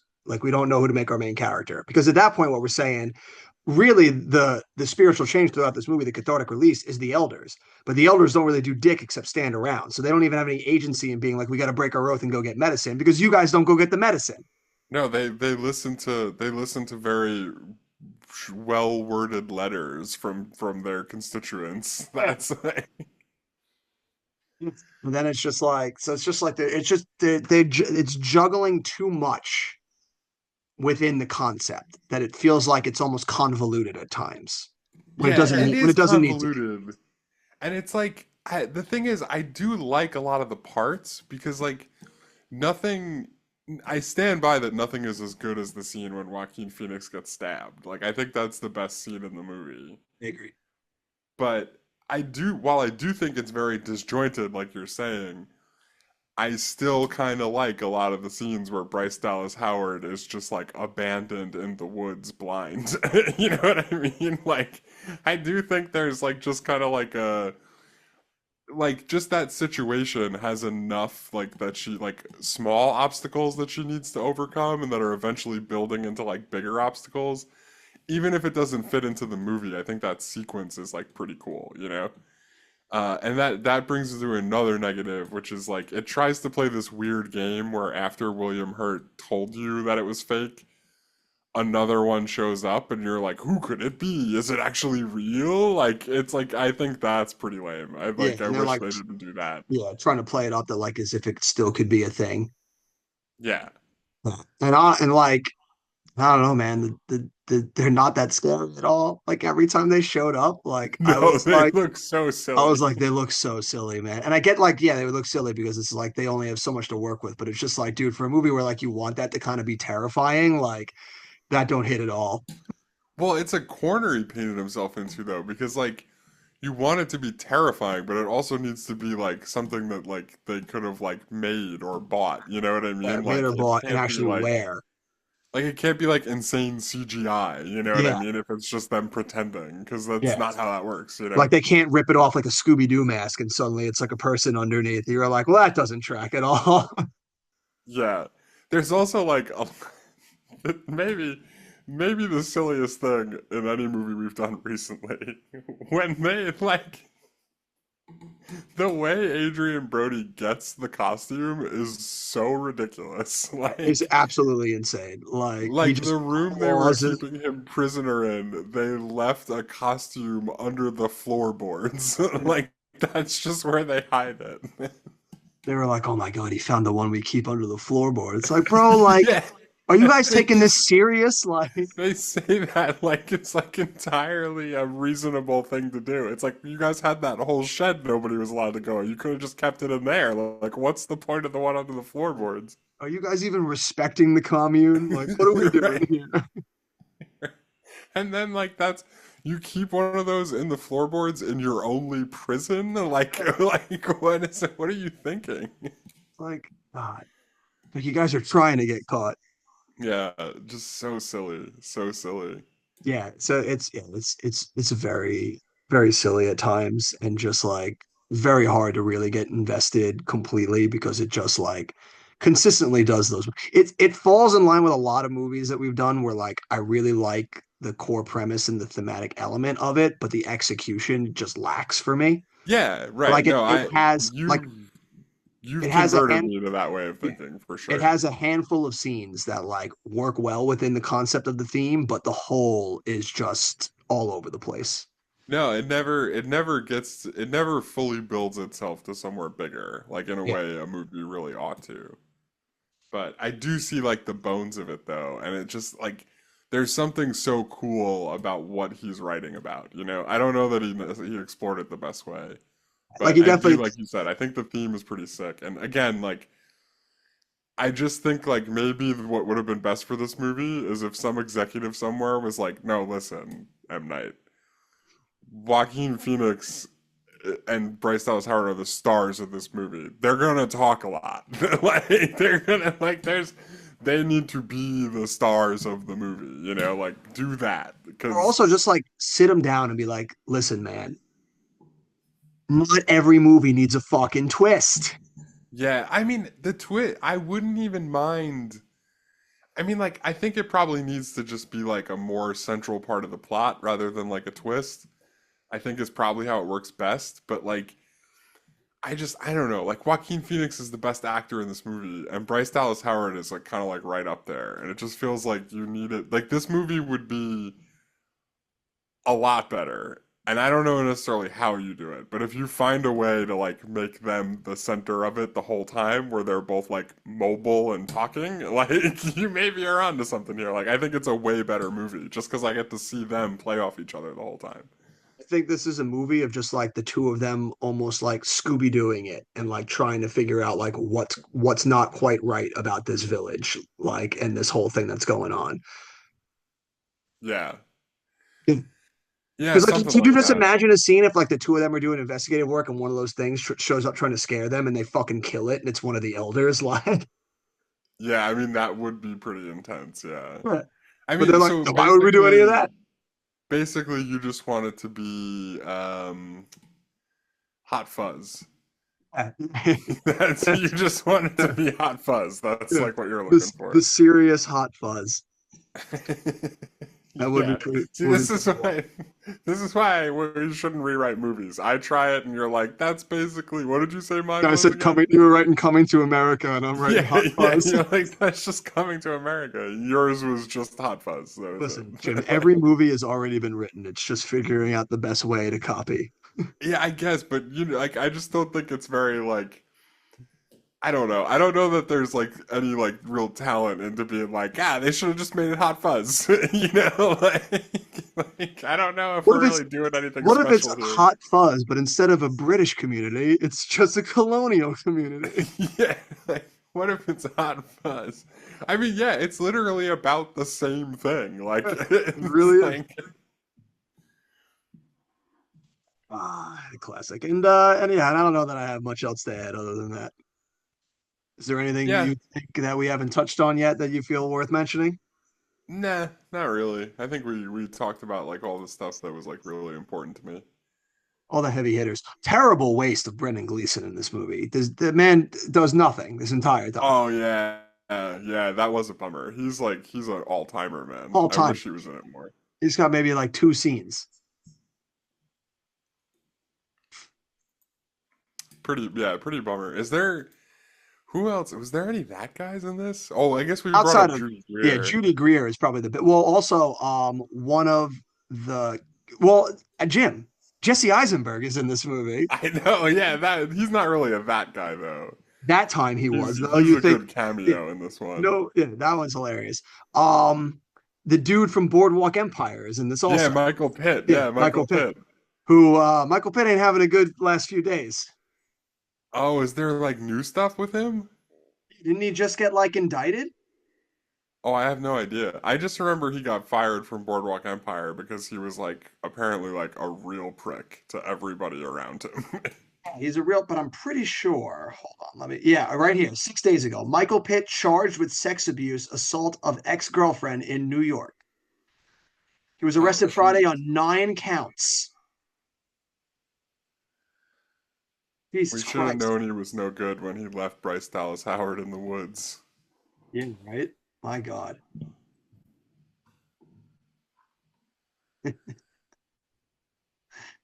Jesus Christ. Yeah, that's a move. All right, so I'm gonna take a look at some awards here really fast. All right, let's hear it. We're gonna keep this short and sweet. Bryce Dallas Howard gets nominated for a Teen Choice Award and an MTV Movie Award. Nice. Crazy first performance by her too. Like, good, nice work, Bryce. Oh, I'm gonna talk about the Teen Choice Award she gets nominated for because it is something we Here, should have brought up. here we go. Choice Movie Scary Scene. Okay. Bryce Dallas Howard. Do you want to take a guess at what the scary scene was? Um, so she's involved in the scary scene. Yes. She's Is like is she's it the only name in this nomination. So is in it the theory, one? you could say she's like the only one involved. Is it the one where she just stands there with her hand out, waiting for like? Joaquin Phoenix to grab her. Yes, she wait. It says here, Ivy Walker waits at the door for Lucius Hunt. Unbelievable. Yeah. Unbelievable, man. Very silly. Very, very silly. Oh my God.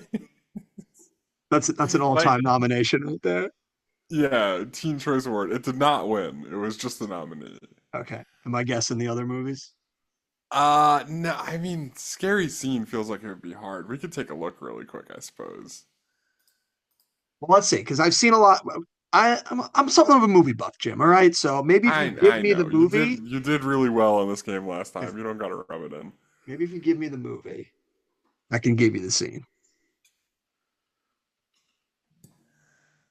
Okay. So I am gonna give you an actor, Okay.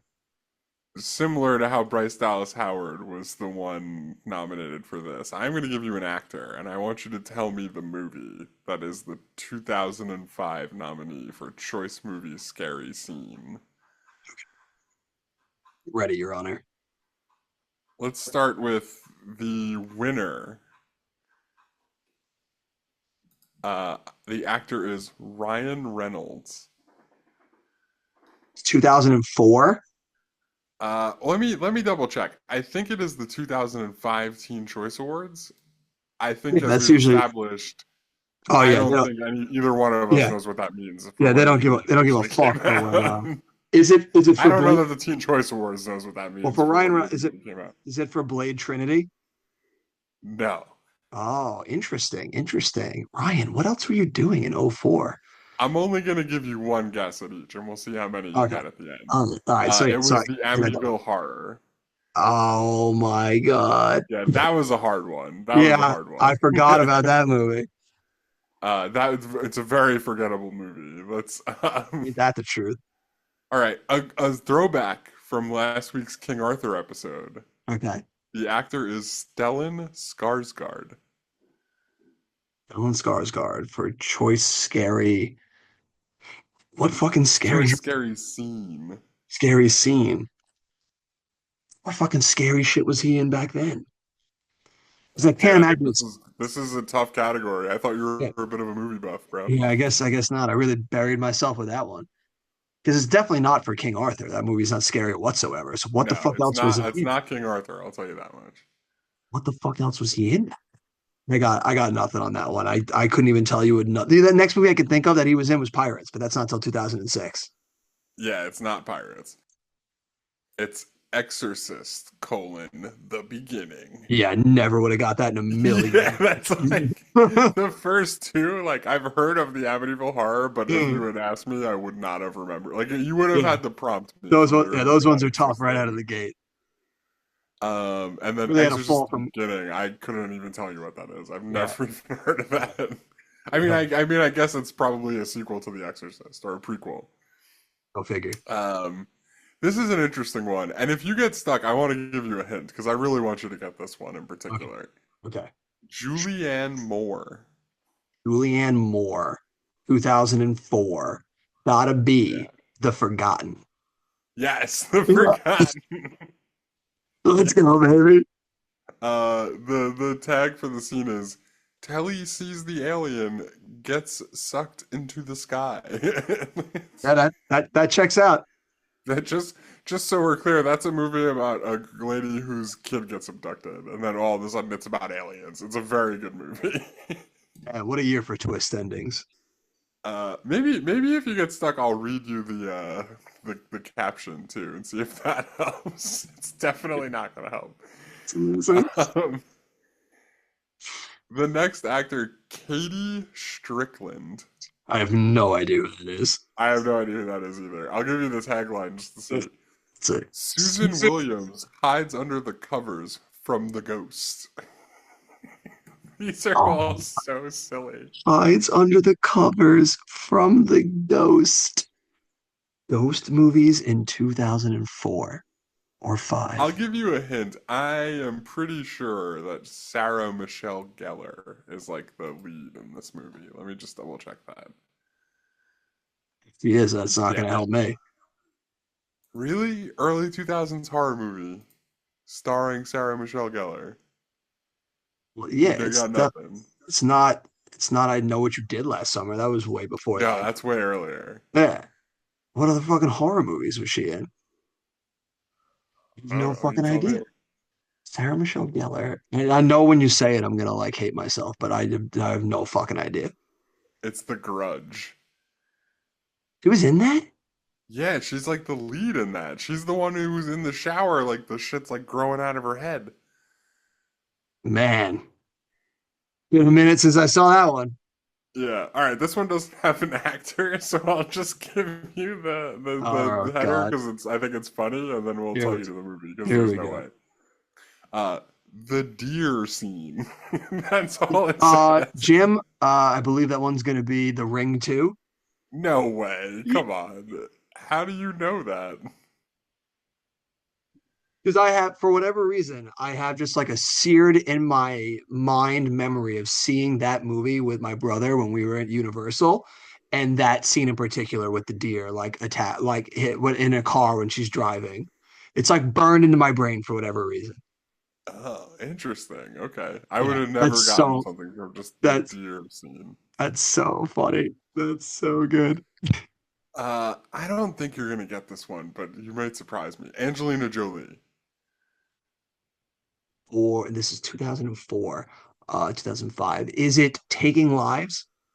Yeah, what Yeah. even is that movie? It's like a thriller with her. I think Ethan Hawke's in it too. I couldn't tell you a single thing about it, but I remember that came out in '04. So that was the shot in the dark I was taking. Gotcha. Well, I could tell you a single thing about it. The scene that was nominated for Oh yeah, Teen let's hear Choice the scene. Scary Scene.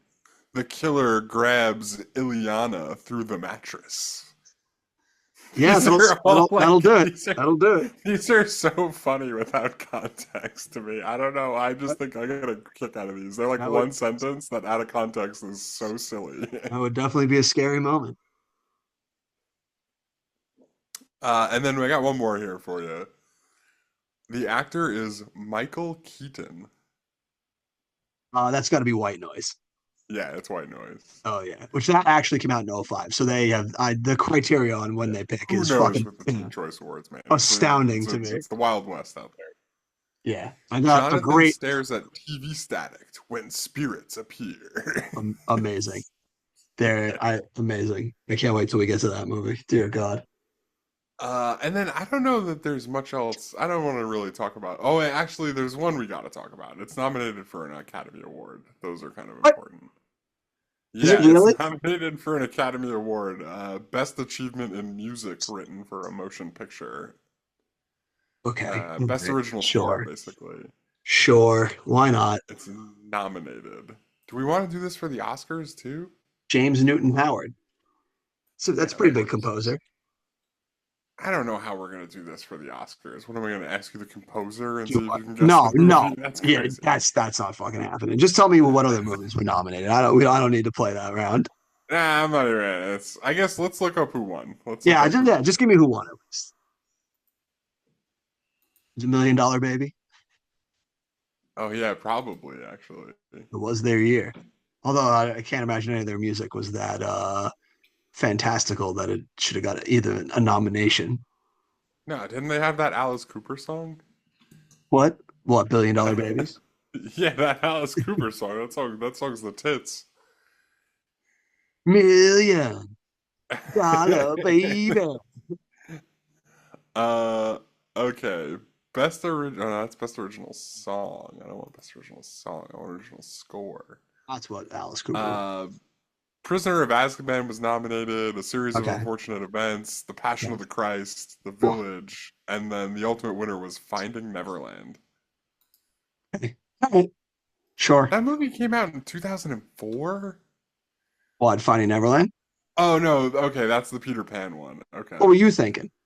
I thought it was the I thought it was the one with Walt Disney and Mary Poppins. Uh, Saving Mr. Was that Banks? one? Yeah, I thought it was that one. I was like, wait, what? That movie came out No. way later, I thought. Swing and a miss. Yeah, Neverland though. I get it. That makes sense actually. Yeah, good point. Yeah, all right, yeah, good win. Sure, why not? Great. And then the only other the only other thing I really want to look at is I want to see like where if this was Bryce Dallas Howard's like first movie really. Yeah, I'm pretty sure this was like her first, at least starring role. Yeah, so she's uncredited in a bunch of stuff. She's in the movie Parenthood. Oh, go figure. Yeah, as redheaded audience girl. She's in Apollo 13, also directed by Ron Shocking. Howard, if I remember correctly. No, Girl in Yellow Dress, uncredited. dude, top notch nepo baby we got growing right here. Yeah, seriously. She is credited as Bryce Howard in How the Grinch Stole Christmas as Ooh. surprised who. Didn't quite earn that Dallas moniker yet. Yeah, no. And also, are we 3 for 3 on only being in Ron Howard movies? Yes. 2001, she's uncredited as Harvard student in A Beautiful Mind. Man, really likes to work with this director. I wonder why. Yeah, it's very interesting. Her first credited role that is not a that is not a Ron Howard movie is going to be Book of Love in 2004. I heard of that. Never heard of it either. Interestingly enough, the same year that was The Village. So Yeah, right. So The Village, yeah, it really is like her first it's like one of her first credits, and it's obviously more memorable than whatever the Book of Love was. and she would go on to have a pretty exciting career. Pretty solid director too now. Yeah, what Really has she directed? really taking I off to thought she had pops. 13 credits. I think it's mostly Star Wars episodes. Like I know she Uh, directed a bunch of Mandalorian episodes. I think she directed a Skeleton Crew episode. yeah, it looks like she mostly does TV. Yeah, it's mostly TV. I don't think she's done a movie yet. Well, you'd be wrong. Oh, She well, fuck did me. 2019, she directed the movie Dads. What the fuck is that movie? I think it's not a real movie. It's okay, so director Bryce Dallas Howard teams up with her father, Ron Howard, to explore contemporary fatherhood through anecdotes and wisdom from famous funny men, such as was. It's Oh not a my real movie. god. Oh my god. Yeah, nope. So yeah, so it hasn't made an actual feature yet.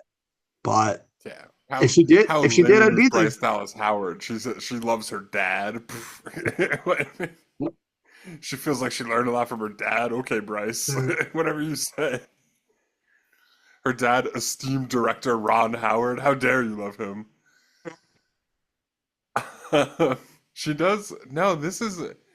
Dude, what? Bryce Dallas Howard has like a whole niche going on here. So 2025, she has another movie coming out called Pets. Wow, she's really cornered a market. Is her next It's one going to literally be just the same movie as Dad's, but it's about pets. her That's next it. her to finish out the trilogy? The last one's going to be called Uncles for Clint. Yeah, right, right. Dave, bit part uncles. Yeah, but Pets, it explores the extraordinary relationship between animals and their people around the world. Awesome. Good for you, Bryce. Pets takes us on a lovely journey that celebrates love, loss, and licks along the way. Oh my God. That's definitely a 9/11 allegory. Yeah, right, seriously. What do you Love. know about those towers, Bryce? Yeah. The inverse of love is hate. You can't have love without hate. If hate exists, evil exists. Yeah. And And thus that's why are George pets. W. Bush is. All right, I think I'm done with whatever we're doing with IMDb. Well, I don't think there's anywhere deeper you can go than Bryce Dallas Howard's directorial debut of Dad. So I think we're ready to turn our attention to those star ratings. This is the most unpleasant movie to look at that I can remember. Gene, I sat there appalled. They put almost nothing on the screen. And do you think Raj would be happy with that drop? I think so. Oh man, I don't know. Me and Raj have been disagreeing a lot. I bet you he actually kind of liked this movie. to guess, what do you think he gave it? I'm gonna say he gave it like a 2.5 or a 3. Well, Jim, Raj actually, we're going to get Raj at his most villainous right now. Raj gave this movie 1 star, and he Oh wrote, gosh. "The Village is a colossal miscalculation, a movie based on a premise that cannot support it, a premise so transparent it would be laughable were the movie not so deadly solemn. To call the ending an anticlimax would be an insult not only to climaxes, but to prefixes. It's a crummy secret, about one step up the ladder of narrative originality from It Was All a Dream. It's so witless, in fact, that when we do discover the secret, we want to rewind the film so we don't know the secret anymore."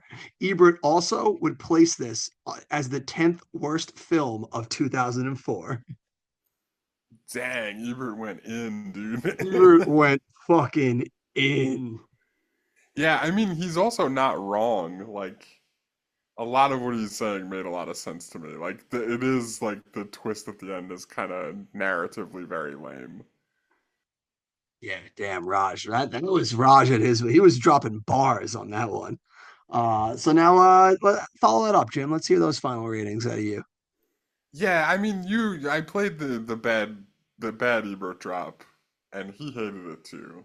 And I think like the more we talked about this, the more you kind of convinced me because when I watched it, I was like very drawn into like Bryce Dallas Howard's performance and the way her and Joaquin Phoenix were playing off of each other and like the theme we were talking about. And that stuff's I've been kind of chewing on it now for a couple of days, right? Which is all cool, but I think at the end of the day, what you really reminded me of and convinced me of is that it's just really poorly done. Like it's not really like put together and it's not really executed very well. So I think I would give it like a 1.5, honestly. Well, yeah, he's falling in line with the Ebert man. Yeah, it's what we talked about and in that Raj put so succinctly. It's a good theme and it's a solid premise, but that just falls under the weight of its own execution. Yeah, So I love it's how he said that it relies so heavily on a premise that can't support it. It's like because yeah, that's like very true. It's and that's very, very exactly what we true. were talking about. How like that it's almost like you're dragging out what should be at the forefront of the whole thing that we're doing here. So, he really hits the nail on the head with that one. So this was a disappointing watch because I want to like this movie a lot more. Like the ingredients are there, but the cake did not come out. It did not bake well. So I'm gonna give this bad boy a tour. Like I agree with you, the performances are good. I like a lot of the banter. I like the setting and the production value of it, but like just the execution is just so muddied and all over the place. So with a 2 for me and a 1.5 from you, Jim, it's going to give us a 3.5. And it's been a while since we've hit a 3.5er. This is going to be we're going to do some new battles this week. So our first battle here, Jim, do you take The Village or do you take Shanghai Nights? The Village. Yeah, I would also take The Village. Do you take The Village or do you take 2001's Tim Burton masterpiece, Planet of the Apes? Damn. That's Planet a of tough. the Apes. That's a tough one. I also would take Planet of the Apes. If only because like if only for the memes, you know what I mean? Like I feel like it's a much more enjoyable watch for all the wrong reasons, but I exactly. would Yeah, still take Planet of the Apes. I would agree with you there. So that's a win right there. So The Village is going to slot in the number 67 spot, sandwiched between those two movies. But we got a couple of other 3.5ers. Let's go through the rest of the ranks and see where everything would have lied.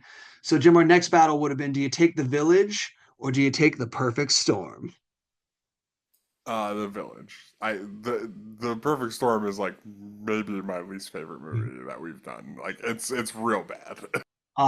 Yeah, I would take The Village also on that one. Would you take The Village or Just Married? Uh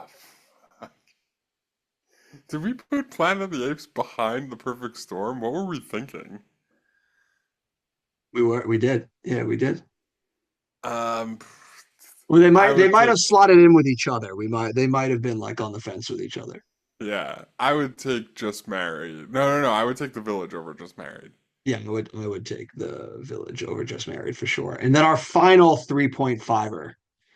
Would you take The Village or Jurassic Park 3?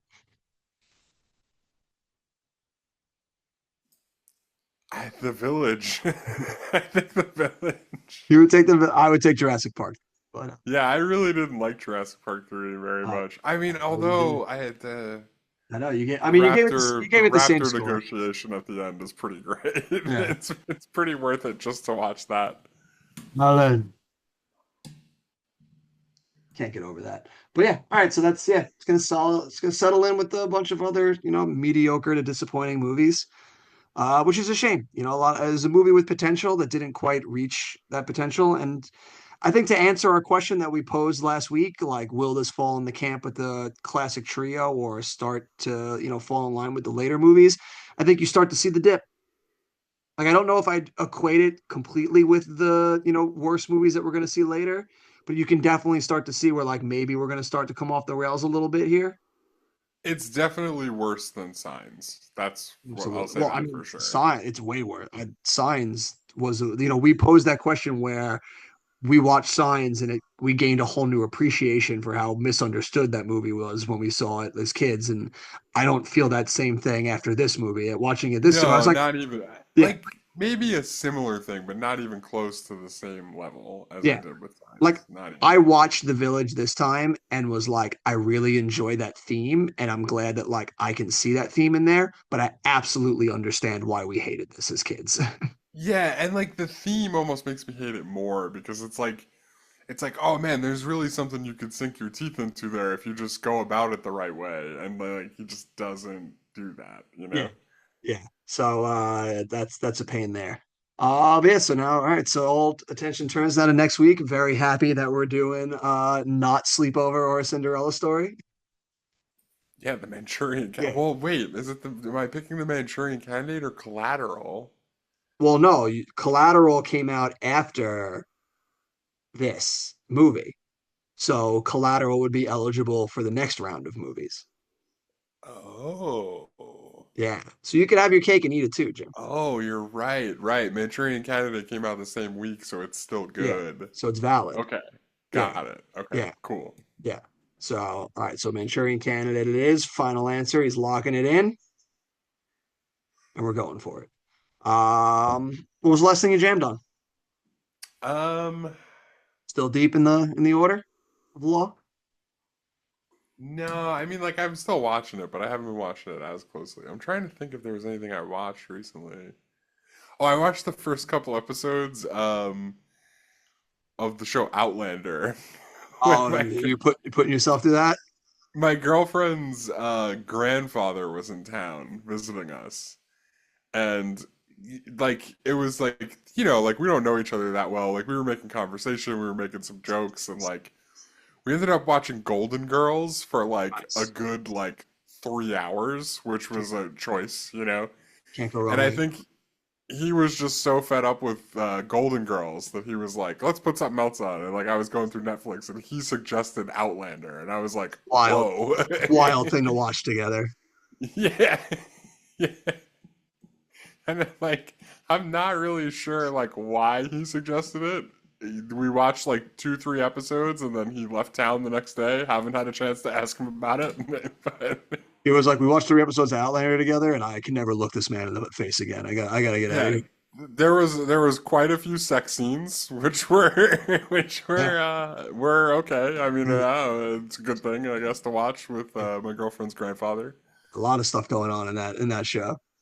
Yeah, but no, I so do. that I guess would be the last thing I don't know if I would say jammed on. I don't know if I would use those words, but yeah. What um, about you?